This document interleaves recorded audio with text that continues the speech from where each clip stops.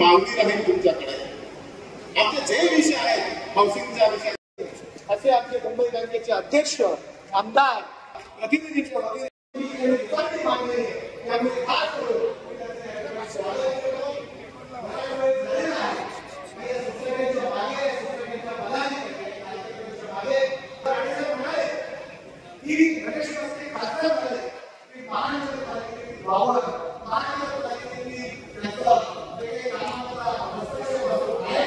त्या साईडला बोला, त्या साईडला ठेकर साहेब पुढे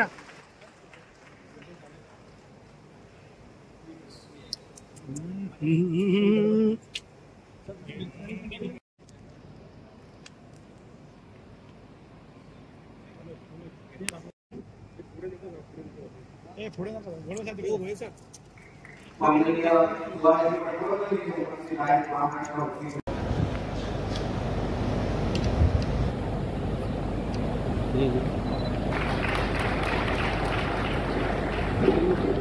सर समोर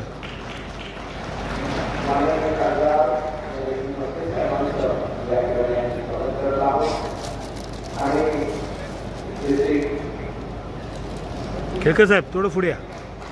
आपण जोरदार टाळ्या वाजवून या पुढच्या प्रवासाला आपल्या सगळ्यांच्या शुभेच्छा देऊया। ठाणे जिल्ह्यातील सरकारी गृहनिर्माण संस्थांचं हे महाअधिवेशन आणि ते पहिल्यांदाच आपल्या सगळ्यांच्या उपस्थितीत होत आहे। प्रकाशित केलेली कोऑपरेटिव्ह हाऊसिंग लढाऊ अध्यक्ष पहिल्यांदा आपल्याकडे ज्या निवडणुका महत्वाच्या त्याच्यामध्ये निवडणुका हा एक महत्वाचा पार्ट आहे। निवडणुका आहेत, ऑडिट आहे। मला वाटतं सगळ्या ठिकाणी पाठ झाला असेल आता, विशेषतः गेल्या भाजपच्या एरियामध्ये त्याच्यासाठी आणि सर्वसामान्यांच्या दृष्टीनं खास करून मराठी माणसांच्या दृष्टीनं घर एक आपलं स्वप्न असतं आणि आपण मुंबई ठाण्यात किंवा शहरात येऊन जेव्हा राहतो तेव्हा स्वतःचं पुरेसं घर असावं हा आपला आयुष्यातला अंतिम गोल असतो। आणि मग बुलढाणा विकास करत असताना त्या ठिकाणी जर गृहनिर्माण संस्था विकासासाठी पुढे आली तर बिल्डर जो नफा कमवणार तो आपण सोसायटीवर विभागून सोसायटीला मोठं घर मिळतं आणि त्याच्यामुळे छोटं कुटुंब असेल, कुटुंब वाढलं तर त्या मोठ्या जागेमध्ये त्यांना आयुष्याची वाटचाल करायलाही सुखकर होतं।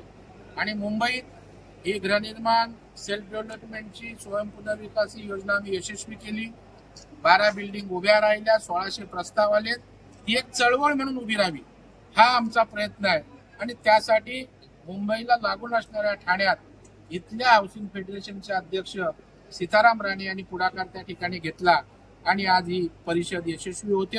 आणि मला निश्चित खात्री आहे जसं मुंबईच्या परिषदेच्या माध्यमातून 18 मागण्यांपैकी 16 GR मुख्यमंत्री देवेंद्रजी तत्कालीन मुख्यमंत्री आमचे एकनाथरावजी शिंदे साहेबांनी काढले, तशाच पद्धतीनं इथल्या परिषदेची फलश्रुती येणाऱ्या 10-15 दिवसांची बैठक मुख्यमंत्र्यांसोबत होईल, त्यातनं होईल आणि हे स्वयंपुनर्विकासाची गृहनिर्माण मधली चळवळ आमचे खासदार नरेश म्हस्के इथे आहेत, आमदार केळकर आहेत, आनंद परांजपेजी आहेत, दस्तूर खुद्द एकनाथरावजी शिंदे साहेब इथले आहेत आणि त्याच्यामुळे सगळ्यांच्या मदतीनं आमचं हाऊसिंग फेडरेशन जिल्हा बँकेच्या सहकार्यानं इथल्या सर्वसामान्य मध्यमवर्गीय मराठी माणसाला मोठं घर स्वयंपुनर्विकासाच्या माध्यमातून मिळवून देईल अशा प्रकारचा विश्वास आहे।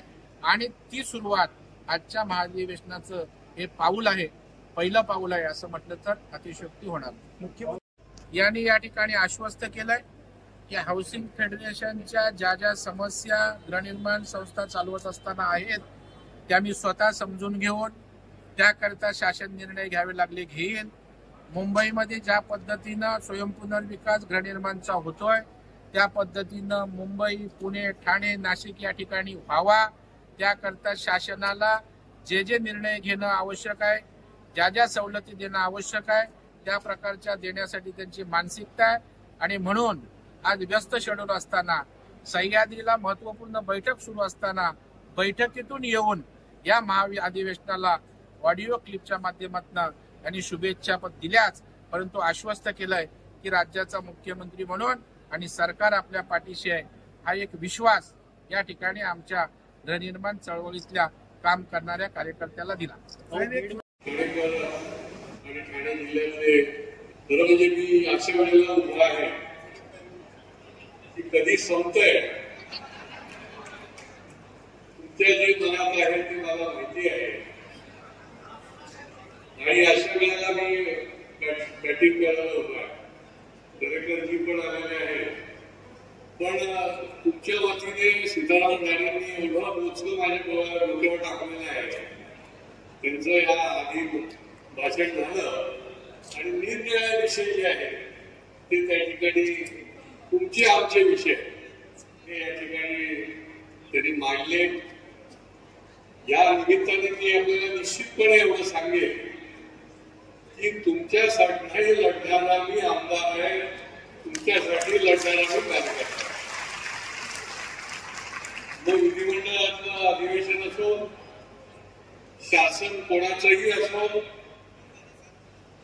सहकार क्षेत्रामध्ये आणि सहकार विभागाचे अधिकारी कोणी असो, तुमच्या हिताकरता, तुमच्या सुरक्षेकरता, तुमच्या सुविधेकरता पुढच्या काळामध्ये देखील जीवाचं रान करण्याचं काम निश्चितपणे मी करणार आहे. त्याच्याबद्दल तुमच्या मनामध्ये कुठलीही शंका असणार. मला आनंद वाटतोय, काल ज्यावेळेला मी या ठिकाणी या स्टॉलचं उद्घाटन केलं, अतिशय उपयुक्त अशा प्रकारचे म्हणजे अगदी रेन वॉटर हार्वेस्टिंग पासून ते सोलर एनर्जी पर्यंत खूप चांगले चांगले उपक्रम राबवून आले असे हे स्टॉल आहे. मी आपल्याला विनंती करेन की या स्टॉलला जर आपल्या वेळेवरून कोणी गेलं नसेल तेव्हा निश्चितपणे आपण व्हिजिट करा. आपल्या संकुलाच्या करता हे अत्यंत उपयुक्त अशा प्रकारचे हे स्टॉल आहे. आज मी सीताराम राणेंचं आणि त्यांच्या सबंध हाऊसिंग फेडरेशनच्या संचालकांचं तसंच मांडे साहेब आणि त्यांच्या सहकार्यांचं मी मनापासून अभिनंदन करेन की हे महाअधिवेशन जे आहे ते खूप यशस्वी झालेलं आहे. त्याच्याकरता आपण जी मेहनत घेतली आहे त्याच्याबद्दल तुमचं मी अभिनंदन करतो. असे आमचे मित्र सीतारामजी राणे, डॉक्टर किशोर मांडे, श्री लवेकर, राम कुलकर्णी,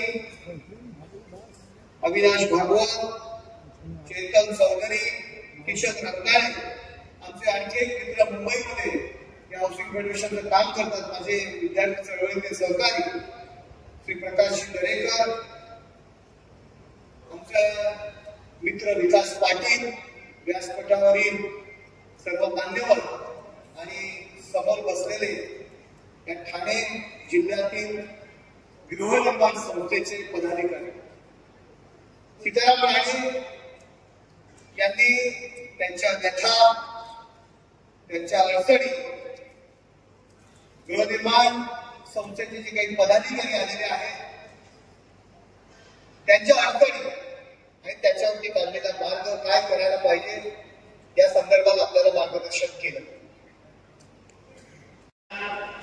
माननीय संजयजी केळकर ज्यांनी या कार्यक्रमाचं आयोजन केलं ते माननीय सीताराम राणेजी, जिल्हा उपनिबंधक डॉक्टर किशोर मांडे. अधिक वेळ मी आपल्याला घेणार नाही. आपल्याला सगळ्यांना माननीय प्रवीण दरेकर साहेब आणि संजय केळकर साहेबांचे विचार ऐकायचे. पण हाऊसिंग फेडरेशनला एवढंच आश्वस्त करतो की महायुतीच्या सरकारकडनं येणाऱ्या अर्थसंकल्पामध्ये ज्याची प्रमाणात लोकांनी त्याला उपस्थिती लावली त्याबद्दल तुमच्या सर्वांचे धन्यवाद आणि आभार. त्याचबरोबर एका गोष्टीचं वाईट वाटतं. काय वाईट वाटतंय की या देशामध्ये दुर्घटना घडली. माननीय माजी पंतप्रधान मनमोहनसिंगजी यांचं देहावसान झालं. मंत्री 7 दिवसाचा दुखवटा असल्यामुळे येऊ शकले नाही. त्याबद्दल म्हणजे आमच्या मनात त्यांनी यावं, या कार्यक्रमाला उपस्थित राहावं. एवढं मोठं अधिवेशन पहिल्यांदाच भरलं आहे आणि सगळ्यांनी मान्य केलेलं होतं, पण या दुर्घटनेमुळे ते येऊ शकले नाही. पण आमच्या अधिकाऱ्यांविषयी मला थोडस बोलावं असं वाटतं. हे अधिकारी म्हणजे प्रधान सचिव असतील किंवा आयुक्त असतील, याने काय मंत्र्यांसाठीच यायला पाहिजे का? सहकार विभागात काम करतो, ज्या ज्या विभागात प्रधान सचिव असतील, आयुक्त असतील हे काम करतात, मंत्री असतील त्याला उपस्थित राहायचं. या लोकांसाठी काय त्यांचं देणं घेणं नाही का? आमच्या सहकार आयुक्तांनी मान्य केलं होतं यायचं, पण आले नाहीत का? तर मंत्री नाही. हे खूप असं नाही का वाटत तुम्हाला? बरोबर आहे ना? कारण त्यांची जबाबदारी आहे. त्यांची जबाबदारी नसते मंत्री नाही, तर तुमच्या आमच्यासारखे सर्वसामान्य माणसं त्यांच्या खात्याच्या अखत्यारीत जे काम करतात, कामकाज करतात त्यांच्यासाठी आहे. पण वाईट वाटतं या गोष्टीचं. अशा वेळी हे लोक येत नाही. आणि अभिनंदन करेन मी मालेगाव साहेबांचं, मांडे साहेबांचं. हे सगळं असताना सुद्धा त्यांनी वेळात वेळ आले, तुमच्यासमोर बोलले, तुमच्यासमोर ते मार्गदर्शन केले. मी अभिनंदन करेन त्यांचं. आणि असे अधिकारी जे पळ करतायत त्यांनाबद्दल मी खरमरीत शासनाला पत्र लिहिणार आहे. त्याच्यानंतर काही होईल ते होईल. आम्ही परिणामाला मी घाबरत नाही. आमच्यावर काही कारवाई व्हायची ती होऊ दे. अधिकारी असो किंवा कोणी असो, त्यांनी हे करायला पाहिजे होतं, कारण त्यांची जबाबदारी होती. हजारो लोक तिथे येतात मार्गदर्शनासाठी, आपल्या अपेक्षा करतात, वाद करतात, आणि त्या कार्यक्रमाला मंत्री नाही म्हणून आपण बोललो नाही, हे योग्य नाही असं माझं प्रांजळ आणि स्पष्ट असो. तर हे दरेकर साहेबांनी जो कार्यक्रम घेतला त्याचा बघून किंवा तो बघून मी हा कार्यक्रम आयोजित केला. आणि त्यामागचे 2-4 उद्देश आहेत आणि महत्वाचे की आम्ही सहकारी संस्थांमध्ये काम करतो, गृहनिर्माण संस्थांमध्ये काम करतो. या महाराष्ट्रामध्ये 1,30,000 हाऊसिंग सोसायटी आहेत आणि काही दिवसांनी तेवढ्याच असलेल्या अपार्टमेंट या गृहनिर्माण संस्थांमध्ये परिवर्तन होणार. म्हणजे जवळ 2-2.5 लाख या गृहनिर्माण संस्था होती. आणि या गृहनिर्माण संस्थांमध्ये जवळ 8 ते 8.5 कोटी लोकसंख्या या गृहनिर्माण संस्थांमध्ये राहते. मात्र अशा 50%, 60% लोक असलेल्या विषयावर जर आमचे अधिकारी, मंत्री जर ऐकत नसतील, दुर्लक्ष करत असतील, तर ते योग्य नाही. आणि याच्यासाठी यांचं सगळ्यांचं लक्ष वेधून घ्यावं म्हणून हे महाअधिवेशन केलं. आमच्या काय मागण्या आहेत त्याच्यासाठी? सोप्या, साध्या आणि त्या होणार आहेत. 154 बिल आमच्या युती सरकारने मंजूर केलं 2019 साली. माननीय फडणवीस साहेब, त्यावेळेचे सरकारमध्ये माननीय देशमुख साहेब, सुभाष देशमुख साहेब यांनी पुढाकार घेऊन हे कायदा, सहकार कायदा नवीन प्रकारे आपण मंजूर करून घेतलं. 8-10 वर्षाच्या आमच्या पाठपुराव्यानंतर ते झालं. पण पुढे काय? त्याची नियमावली अजून तयार नाही. 5 वर्ष होऊन गेले तरी त्याची नियमावली तयार केली. आमच्या अधिकाऱ्यांना वेळ द्यावा नाही. आमच्या चिरंजीवाने दर वेळेला सांगा 8 दिवसात होईल, 15 दिवसात होईल. 5 वर्ष, 5.5 वर्ष झालं, ते झालेलं नाही. आपण सगळ्यांनी याविषयी ठराव करायचे. शेवटी माझ्या भाषणाच्या नंतर मी एक ठराव घेणार आहे. ते झालं नाही. झालं नाही तर होतं का? की रूल झाले नाही म्हणून बायलाच तयार झाले नाही, आणि बायलाच तयार झाले नाही म्हणून आमच्या सभासद संस्था ज्या काम करतात हाऊसिंग सोसायटीमध्ये, जे पदाधिकारी काम करतात त्यांना त्याची अडचण आहे. काही वेळेला आमचे अधिकारी त्यांच्या सोयीनुसार उपविधीचा, रूलचा उपयोग करू शकतात.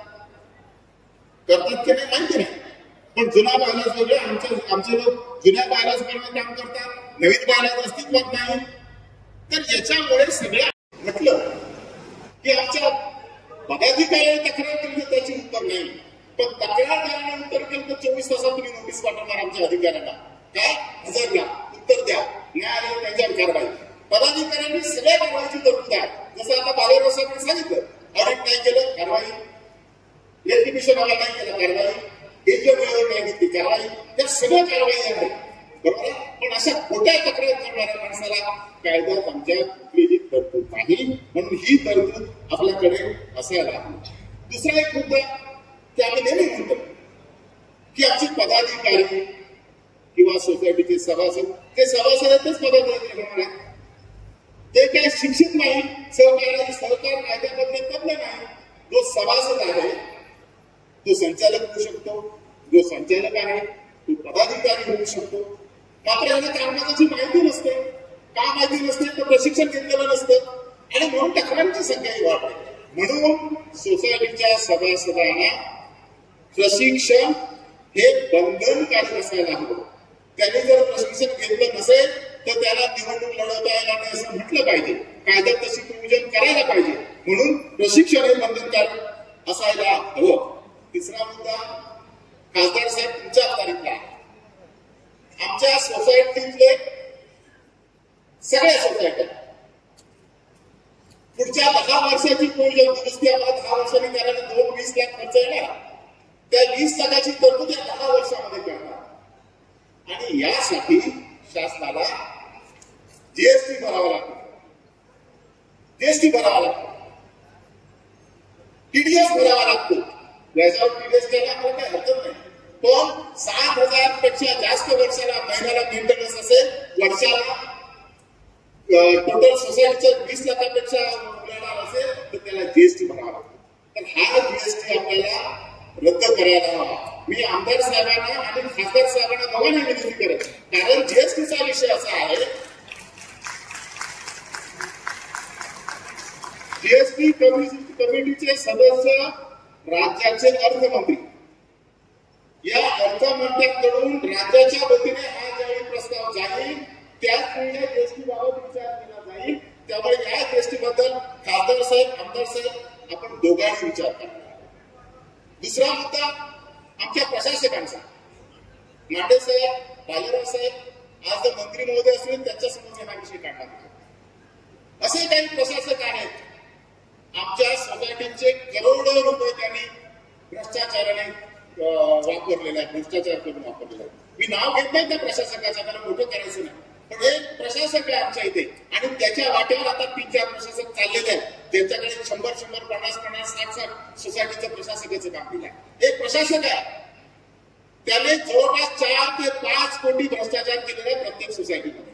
ज्या सोसायटीत तो माणूस गेला तिथे त्याने भ्रष्टाचार केला. कसा केला? सोसायटीचे पहिले एफडी बघितले, काय एफडी आहे, कुठलीही परवानगी न घेताना एफडी तोडले आणि खर्च दाखवले. अशा प्रशासकावर कारवाई करायला त्याला पॅनलवरून काढणं ही कारवाई मुळीच नाही. त्याच्यावर पॅनलमधून काढणं आमच्या सोसायटीचा काय फायदा मला सांगा.